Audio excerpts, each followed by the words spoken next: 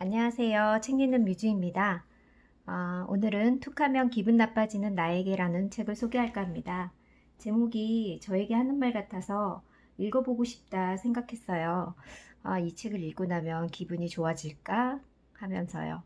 그런데 이 책은 제가 생각한 그런 책이 아니고 부정적인 감정 8가지를 서술하는 책인데 그 8가지 부정적인 감정에서 긍정적인 면을 보고 얘기하는 그런 책이더라고요.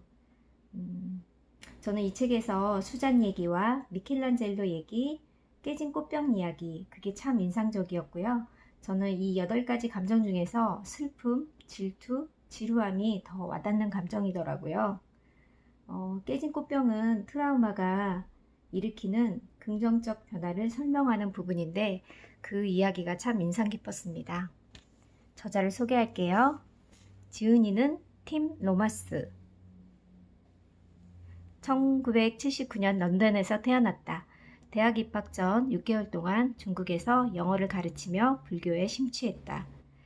빅핸드라는 스카록 밴드를 만들어 6년 동안 밴드 활동도 하고 정신병원에서 보조간호사 일도 했대요.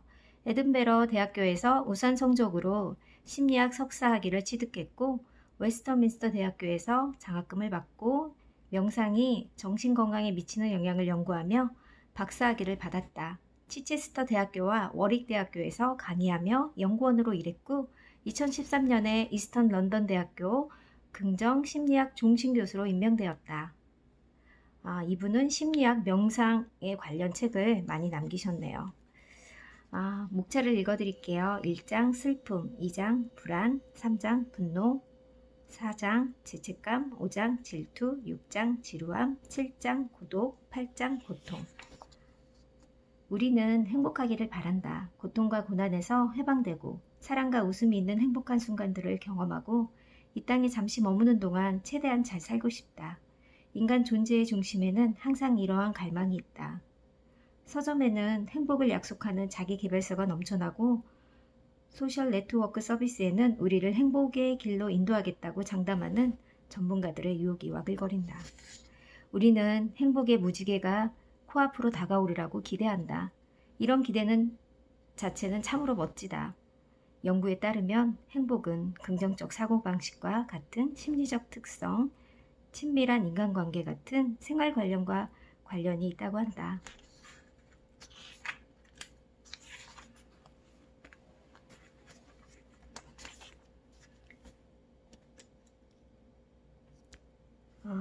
슬픔과 우울증은 복잡하게 겹치는 부분이 있어서 이 두 상태를 구별하라고 하면 곧 그 경계가 흐려진다. 흔히 떠올릴 수 있는 한 가지 생각은 슬픔이 차츰 우울로 변해간다는 것이다. 슬픔이 과도하게 강렬해지거나 오래 지속되면 우울증으로 발전할 수 있다. 이 우울증이 어느 시점에 도달하면 우울증이라는 변명을 갖기도 한다.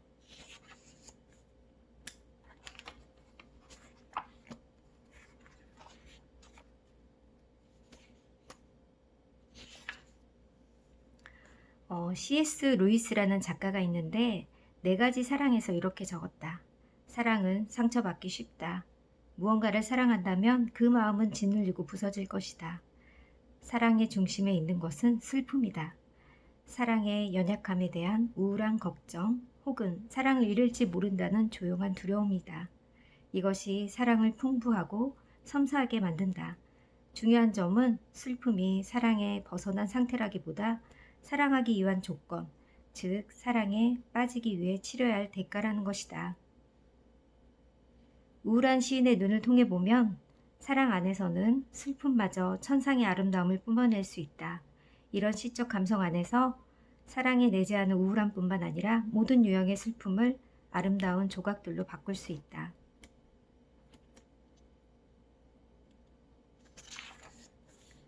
2장 불안입니다. 불안의 영역으로 들어가는 길은 험난하다. 슬픔이 묵직한 느낌이라면 불안은 몸 안에서 무언가 팔딱거리는 초조한 느낌에 가깝다. 슬플 때 심장 박동이 느려지지만 불안할 때는 심장이 두근거리고 맥박이 놀라울 정도로 빨라진다. 불안 역시 삶의 의미와 번영을 추구하는 우리의 여정에서 의외로 유용한 지원군이 될 수 있다.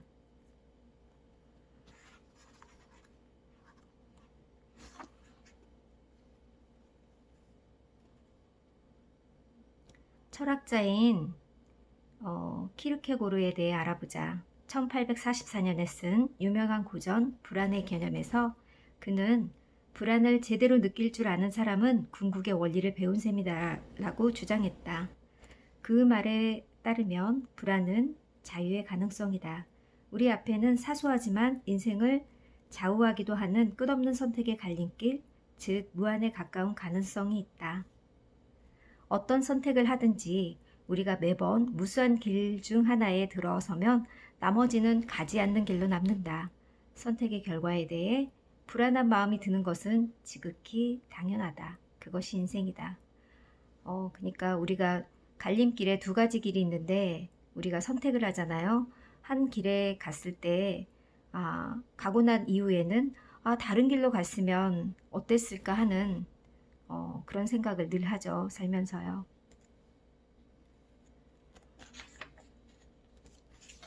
3장 분노입니다. 분노는 도덕적 감정이라는 것이다.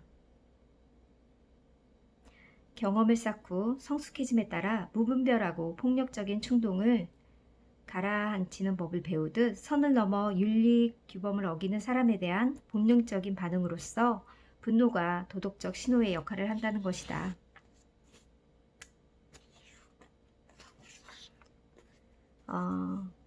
분노에 관한 이야기 중에 이제 1화를 얘기할게요. 나는 최근에 수전이라는 여성의 가슴 아픈 이야기를 읽었다. 수전이 끔찍히 아끼는 딸이 대학 기숙사에 돌아왔다. 친구를 만나러 나갔는데 그날 저녁 딸 수전에게 전화를 걸어 다음날 아침에 돌아가겠다고 하면서 사랑한다고 말했다. 그것이 모녀의 마지막 대화였다. 한 2시간 후 음주 운전자가 수전의 딸과 그 친구가 탄 차를 들이받는 바람에 두 소녀는 그 자리에서 사망했다. 수전은 어머니의 날에 딸의 시신을 확인해야 했다. 그녀의 슬픔과 충격은 말로 표현할 수 없었지만 어리석고 무책임한 행동으로 딸의 생명을 앗아간 남자에 대한 분노는 그보다 맹렬했다. 이후 재판에서 운전자가 뉘우치는 기색 없이 막무가내로 무죄를 주장하자 분노는 더욱 끌어올랐다. 수전은 그에게 최고형이 선고되길 바랬다. 그것이 그의 죄뿐만 아니라 자신의 행동에 책임지지 않으려는 냉혹한 처사에 마땅한 벌이라고 여겼다. 판사가 형을 선고하기 전에 수전은 운전자에게 편지를 받았다. 법정에서 태도와는 달리 그는 편지에서 깊이 후회하는 모습을 보였다.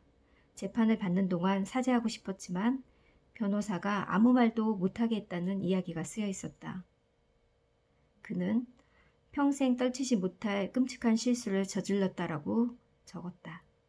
그의 진심 어린 회개를 마음에 담고 법정에 선 수전은 당신을 용서합니다 라고 말을 했다. 이것은 수전 자신의 회복을 위한 중요한 단계이기도 하다. 연민과 용서는 이 책 전체를 관통하는 중요한 주제다. 수전의 경우 자비를 베푸는 행동이 다시 살아가는 데 도움을 주었다. 이런 상황을 처했을 때 용서하는 것이 옳다고 느껴질지 그것이 자신에게 도움이 될지는 오직 자신만이 알 수 있다.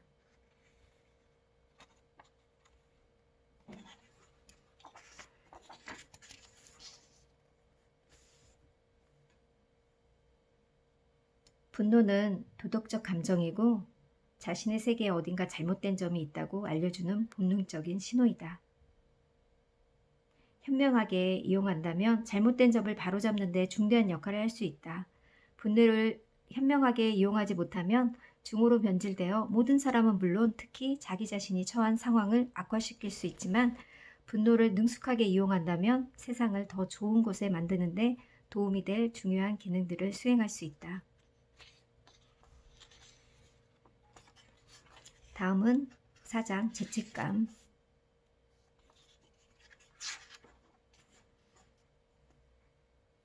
대부분의 사람은 언젠가는 어떤 식으로든 죄책감을 느끼기 마련이다. 완벽한 사람은 없지만 누구나 좋은 사람이 되려고 노력할 수 있고 적어도 지금의 자신보다 나은 사람이 되려고 할 수 있다. 우리는 사랑하는 사람에게 상처를 주고 난 후에 죄책감에 서로 사로잡힌다. 당신뿐만 아니라 소수의 성인군자를 제외한다면 우리의 마음속 깊은 곳에는 이런 마음의 짐이 있다. 죄책감을 느낄 때 그 감정이 사라지기를 바라기보다는 무언가를 배울 기회로 여겨야 한다는 점이 중요하다. 죄책감을 이해하려면 모든 시도는 더 나은 사람이 되고자 하는 마음의 표현이다. 5장 질투. 우울한 월요일 아침 출근한 당신은 야심차고 거만한 동료가 당신보다 먼저 승진했다는 사실을 알게 된다. 억울하고 분한 마음이 끌어오고 이내 질투가 고개를 쳐든다. 당신은 그가 가진 것을 갖고 싶다. 속상한 마음에 상사에게 가서 공정함을 요구하며 따진다. 상사는 최근 당신이 모르는 사이 그 동료가 집중훈련 과정에서 참가해서 승진하는 데 필요한 기술을 배워왔다고 참을성 있게 설명한다. 당신에게는 그런 기술이 없다. 상사는 격려하며 훈련 과정이 매우 까다롭고 오래 걸리지만 그 동료처럼 승진에 도움 줄 수 있을 테니 당신도 한번 참가해보라고 제안한다. 그 제안을 숙고하던 중 문득 아기에 찬 생각이 떠오른다.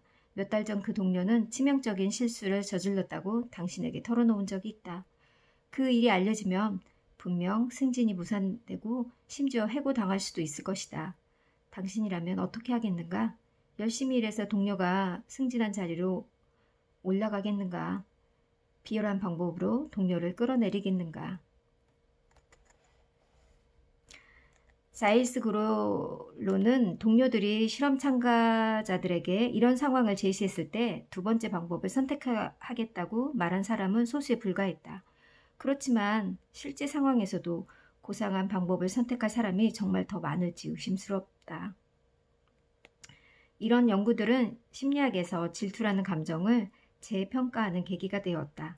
어지러울 정도로 커지는 SNS 세계와 질투의 밀접한 연관성을 고려하면 질투는 점점 더 중요한 주제로 자리 잡고 있다. 질투는 하나하나가 아니라 악이 있는 질투와 경쟁적 질투가 있다. 이 두 가지는 매우 다르다는 것을 부각시킨다. 정말 이런 상황이 될 때 어떻게 할지 그것도 정말 미운 사람이 그랬을 때는 고민이 많이 될 것 같아요. 우리는 누구를 부러워해야 할까? 물질적 소유물과 부를 소유한 부자일까? 아니면 풍부한 사회적 자본을 가진 축복받은 사람일까? 만약 힘들게 생명을 유지하고 기본적인 생리적 욕구와 안전 욕구가 채워지지 않는 상태라면 당연히 생명을 유지하고 건강히 사는 데 필요한 경제적 자본을 축적해야 한다. 일단 이런 욕구들이 만족했으면 관심을 더 높은 곳으로 옮겨야 할 것이다. 그 상태에서는 재산을 더 쌓는다고 반드시 더 행복해지지 않기 때문이다. 이 시점에서 가장 중요한 욕구는 공동체에 소속되고 싶은 욕구이다.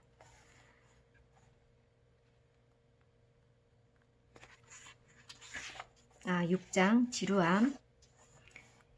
연착된 기차를 기다리고 있는데 1시간 더 늦어졌다는 안내방송이 나온다. 당신은 묵직한 지루함을 느끼기 시작한다.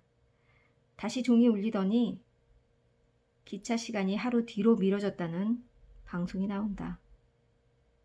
이미 표를 확인받았기 때문에 역 밖으로는 나갈 수 없다. 설상가상으로 책도 없고 긴 시간을 버티기 위해 주위를 쏟을 만한 거리도 아무것도 없다. 이런 상황에서 마치 깊은 지루함 속으로 떨어져 내리는 느낌이 들 것이다.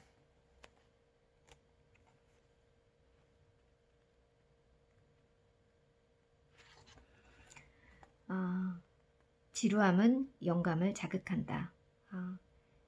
피렌체의 두오모 성당에서 다비드 조각에 관한 일화를 얘기한 부분인데요.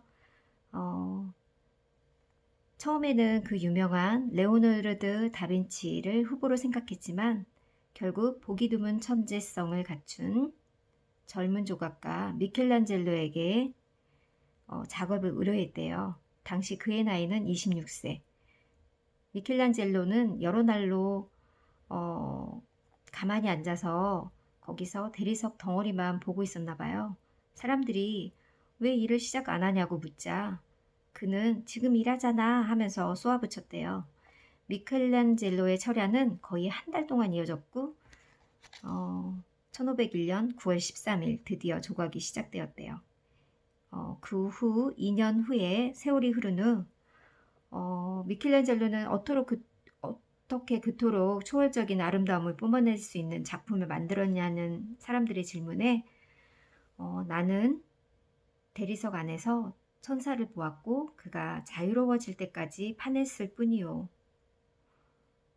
이 말 너무 멋지지 않나요? 미켈란젤로의 일화는 창의성이 활짝 피어나기 위해 무의, 즉 아무것도 하지 않을 시간과 공간이 필요하다는 사실을 완벽하게 보여주는 예다. 예술은 지루함을 견디는 시간인 것 같아요. 고통을 이겨내는 시간이고요. 일을 시작하지 않고 그 대리석만 보고 있을 때 무슨 생각을 했을까요? 어떤 작품을 만들까 하면서 이런저런 생각을 많이 하고 시작한 그가 정말 열정이 대단하다는 생각이 듭니다.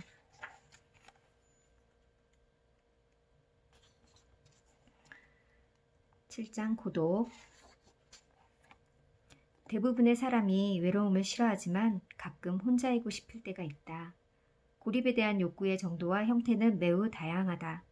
어느 쪽이든 모든 사람은 주변의 가장 좋은 모습만 보여야 한다는 부담과 사회적 책임이라는 짐에서 벗어날 시간과 공간이 필요하다.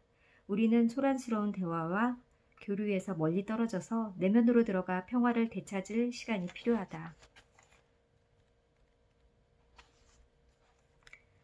투사, 나를 강인하게 만드는 고도. 나는 늘 혼자서 운동을 즐긴다. 거의 매일 낡은 운동화 끈을 단단히 메고 나가 옥스퍼드의 강이나 운하를 따라 달린다. 나에게 이것은 도시의 소란스러움에서 빠져나와 존재의 또 다른 영역으로 들어갈 기회다.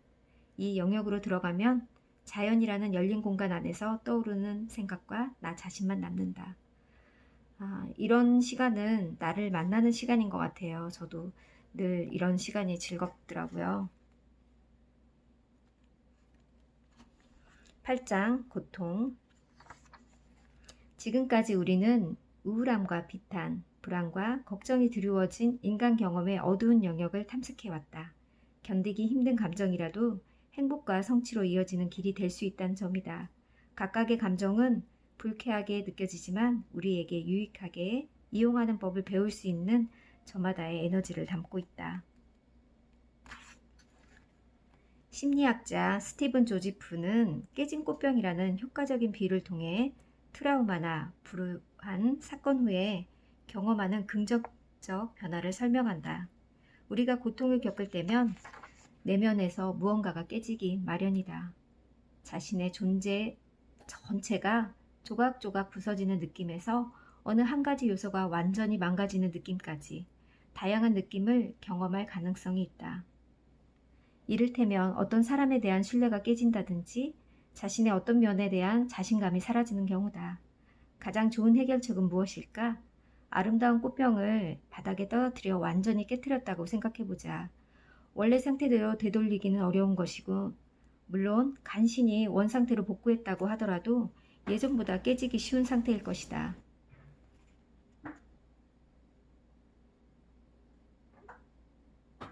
깨진 꽃병 조각들로 기발한 조각품이나 의미 있는 모자이크 작품처럼 새로운 예술품을 만들어낸다면 어떨까? 외상 후 성장이 일어날 때 이와 같은 변화가 일어난다. 한 사람의 삶의 요소들이 트라우마를 겪으면서 흔들리고 약해지더라도 시간과 인내심, 지지가 있다면 삶이 새롭게 배열되어 다시 조립될 수 있다. 저는 이 이야기가 많은 생각을 하게 했어요. 맨 뒷부분에는 보충 자료와 추가 정보가 있어요. 우울증으로 진단받을 가능성이 크다. 9가지 증상은 다음과 같다. 이 증상 9가지에 해당되면 우울증 진단이 나오는 거고요. 여기서 몇 개가 해당이 되면 병원에 한번 가보라고 하네요. 1. 거의 매일 온종일 우울하거나 쉽게 짜증이 난다. 2. 거의 매일 대부분의 활동에 흥미나 재미가 줄어들었다. 3. 체중이나 입맛에 큰 변화가 있었다. 4. 수면 패턴이 변했다. 불면증 혹은 과다수면. 5. 행동이 변했다. 불안정하거나 느려짐. 6. 피로하거나 에너지가 부족하다고 느낀다. 7. 무가치감, 과도하거나 부적절한 죄책감을 느낀다. 8. 사고력, 집중력, 결단력이 많이 약해졌다. 9. 죽음이나 자살에 대해 생각한다. 여기에 해당이 많이 되면 정말 병원에 꼭 가봐야 될 것 같다는 생각이 저도 들었답니다. 이 책은 어두운 감정이 찾아올 때 나 자신을 지키고 보호하는 세상에서 가장 유용한 나쁜 감정 읽기 수업이라는 타이틀이 있네요. 그러니까 우리가 살면서 이렇게 기분 안 좋은 순간순간을 맞이할 때가 있잖아요. 이 부정적인 감정들의 당연히 정상적인 감정이고 자연스러운 감정인데 여기서 그 감정으로 계속 돌아가는 것보다는 이 감정에서 다른 긍정적인 면을 찾자는 얘기인 것 같았어요. 여러분들도 힘들고 힘든 감정이 들 때마다 그 속에서 머물지 말고 다른 면을 찾아볼 수 있도록 했으면 좋겠습니다. 오늘 하루도 기분 좋은 날이 되시길 바랍니다. 감사합니다.